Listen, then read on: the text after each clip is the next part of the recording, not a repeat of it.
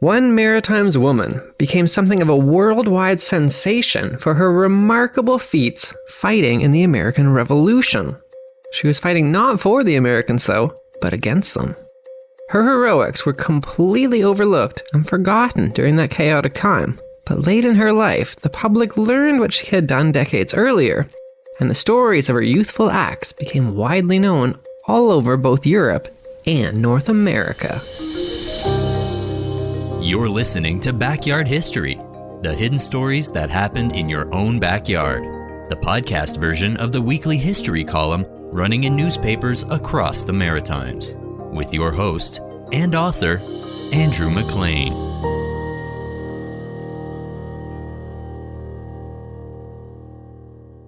Elizabeth Beard first became widely known late in her life, not for her own youthful heroics fighting in the American Revolution, but because of her sons. When she became famous, she was an older woman living in poverty in Fredericton, New Brunswick. At the time, Britain and Canada were at war yet again with the United States for a second time in the War of 1812. When that second war broke out, Elizabeth Beard's third husband, Sergeant Jeremiah Hopkins, and 6 of her sons, Samuel, Timothy, Robert, Nathaniel, and Archibald Woodward, and Nicholas Hopkins, all enlisted in the 104th New Brunswick Regiment. Despite its somewhat misleading name, the War of 1812 actually lasted 3 years, ending in 1815. In the beginning of that war, her home province of New Brunswick was not invaded, but the Americans did invade Ontario. The 104th New Brunswick Regiment that her sons had enlisted in was sent to go and help defend Ontario. That regiment went on an epic and legendary march all the way from Fredericton to Kingston, Ontario, overland in winter with snowshoes. In the icy February cold, marching over some 1,100 kilometers, carrying their supplies with them on toboggans. Despite the extreme cold, the sickness, and the shortages of food and shelter, they managed the entire march without losing anyone. It was the longest ever march by a British regiment in the history at the time, and was called by British historian Charles Lucas one of the great feats of that war. The 104th Regiment fought in several battles against the Americans, but was later combined with other Canadians into a different regiment. It was later revived during the First World War when its commanding officer carried the sword belonging to the commander of the first version of the unit a century earlier. You can hear more about that in the Backyard History podcast episode called Fighting for Humanity's Rights. Glowing media profiles at that time lauded Elizabeth Beard as a strong wife and a tough mother. Reporters, however, seemed unaware that she herself had also fought the Americans decades earlier.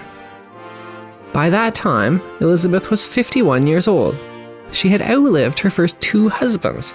She had given birth to an astonishing 22 children, 4 girls and 18 boys. Sadly, though, because of the poor health care and the grinding poverty she lived in, 12 of her children had already died. Elizabeth herself was not doing well either at this point. Her eyesight was failing, and she was living in poverty on the outskirts of Fredericton. This was when her daughter Margaret penned a lengthy letter to Lord Palmerston, who was the British Minister of War in faraway England. Margaret recounted her mother's exploits in the American Revolution decades earlier and asked him to give her the same kind of a pension a British soldier received. Elizabeth had, after all, also fought in that war too.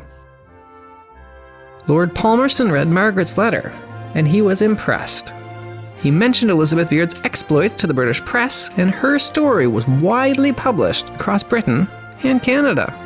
And it was certainly quite a story.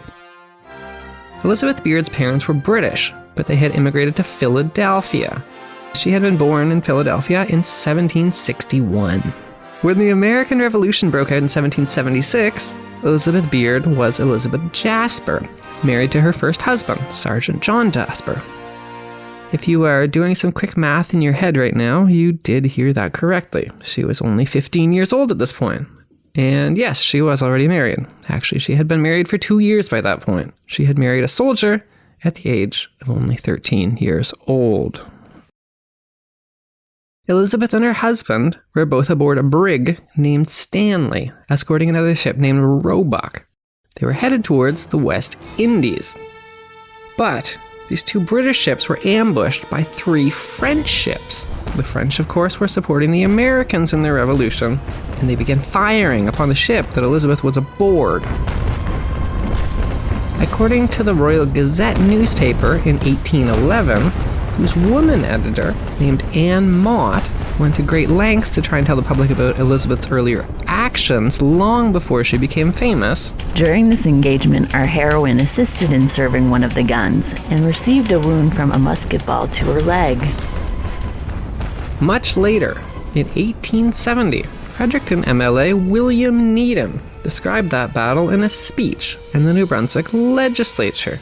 He was an outspoken supporter of women's rights at the time, and he was bringing up Elizabeth's heroics while presenting a bill he wrote to allow women the right to vote. In his speech, he said, "There was a woman who came out to this country on board of a man of war, and in the course of the passage the vessel engaged in action. Though there was plenty of gunpowder, there was a scarcity of wadding. When it was all used up, this woman took off her petticoat for them to use as wadding." Needham then contrasted Elizabeth Beard with the British nurse Florence Nightingale, who was quite popular at the time. "For the benefit of this country, she went to make the wound instead of covering it up." Despite William Needham's efforts to pass a bill allowing women the right to vote, his bill was defeated. It had 26 votes against it, with only 7 MLAs supporting it. It would take 49 more years before women got the vote in Canada. Immediately after Elizabeth Beard's victory in that sea battle, she accompanied some British sailors, landing on Cape May. The 2 ships were landing to allow the sailors to forage in the woods for food and fresh water. According to Margaret's letter, during the landing, 22 British sailors defected to the rebels, who were led by Captain Pinkett. They captured the rest of the British who had come ashore and were preparing to execute them. Scottish newspaper, the Edinburgh Evening Courant, who in 1817 described Elizabeth as a valiant Amazon, wrote, "By her means she enabled them to escape. On their way to join the army, the party was attacked by the enemy's light horse. She was fired at and wounded in the left arm. Undismayed, she took a loaded flintlock and shot the rebel." She then took this dead American sailor's horse. Evidently a savvy businesswoman as well, she would later sell the horse to a British officer. This story more or less lines up with the historical record, although there's a slight variation in the numbers of people involved and the spellings of their names. Both of these are actually pretty common in anything to do with the American Revolution, though. Historian T.J. Maguire wrote in his book, The Philadelphia Campaign, that at Cape May, 5 British deserters joined the Americans under a captain named Plunkett. Maguire wrote that the deserters were indeed attacked by 2 unnamed individuals from ships named Roebuck and Stanley. While the shocked Americans didn't get a clear look at the 2 individuals that attacked them, it seems that one of them was indeed Elizabeth Beard. Elizabeth's first husband seems to have died shortly after. No records of his death survive, although again this isn't exactly unusual for that chaotic time. The American Revolution dragged on for years. It's not entirely clear where Elizabeth Beard was at the time or what she got up to, but in 1781 she appears again in historical documents. By then, Elizabeth was 19 years old, and at this time she is showing up in Florida. A British garrison there was surrounded and besieged at the Siege of Pensacola, this time by the Spanish. According to an 1817 article in the Quebec Gazette, she was by then remarried to Samuel Woodward, a private serving in Chambers' brigade. During the siege, she served at the guns and tore off strips of her dress and used them as wadding. The second time, evidently, she appeared in battle, once again tearing up her clothes to keep the cannons firing. The fort Elizabeth was inside was besieged for quite a long time, and it looked like it would continue to hold out for a while. However, an unlucky cannonball shot struck where the British stored their gunpowder, and the entire besieged fort blew up. Any surviving British soldiers and their families, including Elizabeth Beard, surrendered. First, the survivors were taken to Cuba, and then later they were moved to New York City, where they were swapped for American prisoners. By then, the war was over. The peace agreement left the British temporarily holding on to New York City, but it would soon be handed over to the Americans. Thousands of Loyalist refugees were trying to get on the relatively few ships left heading for Canada before the city was surrendered to the Americans. Her daughter wrote that Elizabeth Beard boarded a ship filled with refugees bound for New Brunswick when a catastrophic disaster struck. She had embarked upon a transport ship with part of the Chamber Corps and was shipwrecked on Seal Island in the Bay of Fundy. Near 300 men and numbers of women and children were lost. Though she didn't name the ship, she is almost certainly referring to the wreck of the Martha. The Martha was carrying 181 Loyalist refugees, including, like Margaret wrote in her letter to Lord Palmerston, the survivors of the Chambers Brigade. The doomed ship was bound for Parrtown, which is now called St. John. The Martha was one of the last refugee ships to make it out of the United States, and it was likely overloaded with desperate people trying to make it to safety. This probably explains the discrepancy between the official log saying there were only 181 people on board and Elizabeth's claim that over 300 people were on board. The Loyalist ships leaving New York City were easy targets for pirates as they sailed on the 2-week-long voyage to Canada. They would get boarded, and the pirates would take all of the little property that the refugees had left. Many of the refugees were black people who, if they could make it to Canada, would be free. In the United States, however, black people were considered property. When the American pirates would board the refugee ships, they would take any black people they found to be sold as slaves in the United States. While that was one thing that the now 21-year-old Elizabeth Beard didn't have to worry about, she did, however, have another concern. She was pregnant. Very pregnant. She would soon be giving birth to triplets. To deter pirate attacks, the Martha was sailing in a convoy with 12 other ships, overloaded with refugees.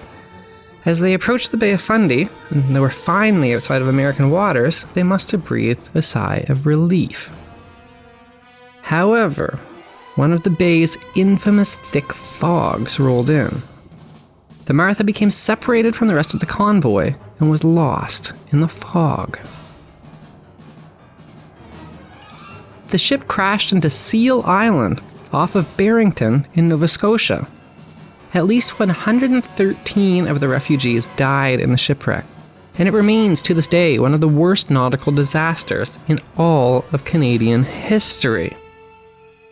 68 exhausted survivors of the Martha managed to piece together bits of the remains of the ship, strapped together with rope and floating aimlessly around in the icy waters, hoping that someone found them.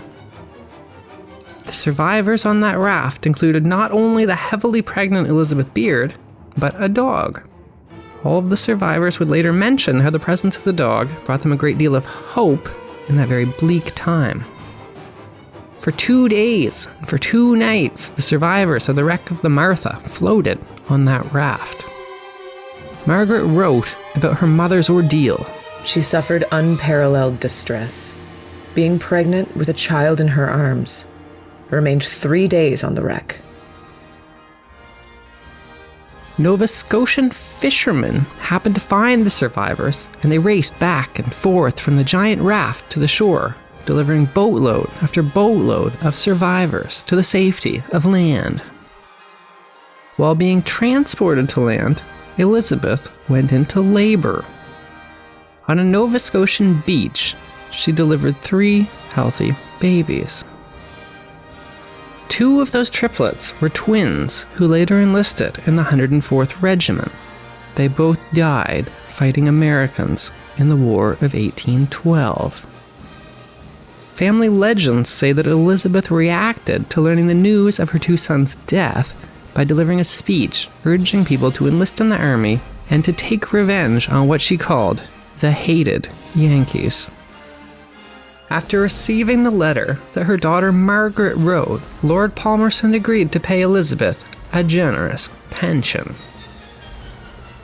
It seemed that Fredericton residents already knew of her heroics long before she became world famous, though. The local Royal Gazette newspaper, which was then owned and edited by a woman named Anne Mott, had earlier published a lengthy profile on her. Anne Mott had written that Elizabeth Beard was a rare example of a damsel not in distress, suffering in captivity for want of a protector, but of one, through whose courage and consistency brave men themselves have been supported in danger and succored in distress. That was Backyard History with your host, Andrew McLean. Thanks for listening, and stay tuned for another hidden story that happened in your own backyard. Margaret Hopkins, voiced by Stephanie Tate. Produced by Jordan Lozier.